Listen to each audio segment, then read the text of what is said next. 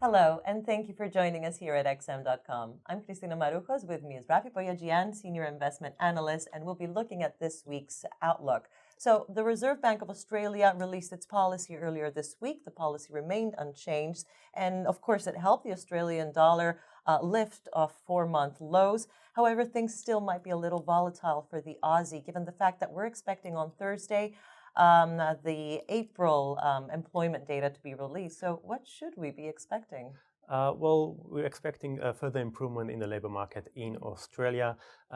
What happens in the labor market is very important because the RBA, in their statement, they did put the emphasis on the labor market. There are two criteria, of course, what happens in the labor market, and then the other one is inflation. Inflation is already very low. So if we do see some deterioration in the labor market, that would almost certainly guarantee a rate cut at one of its upcoming meetings by the RBA. For next week, though, we are expecting some improvement. Employment is expected to grow once again. Unemployment rate to tick slightly higher to 5.1%. Wage growth is a bit of a concern, though. It's been stuck at 2.3% and is expected to remain there for the first quarter as well. So any potential weakness in wage growth would almost certainly boost the rate cut expectations. All right, let's move on into China. We're expecting Chinese data released on Wednesday to be overshadowed by this ongoing trade tension with the US. Yes, indeed. So we saw this past week a bit of a setback in those trade talks.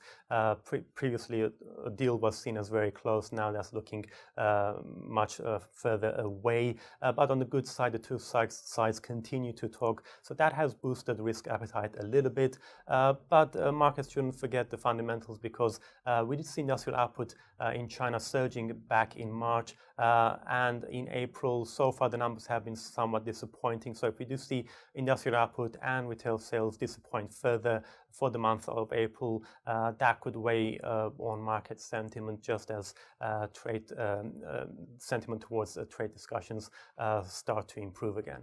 And what about the other party of this trade tension, the US? We're expecting a raft of data releases to be released on Wednesday as well, with a particular emphasis on retail sales? Yes, the retail sales will be the main highlight of the US calendar. Consumption is a big part of the US economy, so the US dollar tends to move quite a bit when we do get surprises in the retail sales numbers.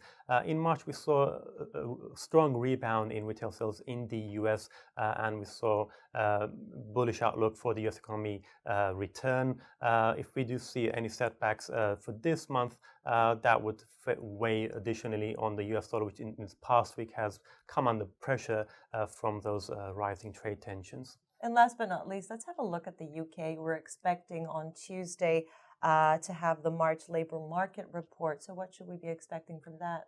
Well, the UK labour market has been fairly resilient despite all the Brexit uncertainty. Wage growth there is at 10-year high. So if we do see wage growth remain around 3.4, 3.5%, and employment continue to grow, that should provide some support to the pound. But the main concern now is the talks between the Conservatives and the Labour Party, where the two sides are trying to reach a consensus on Brexit.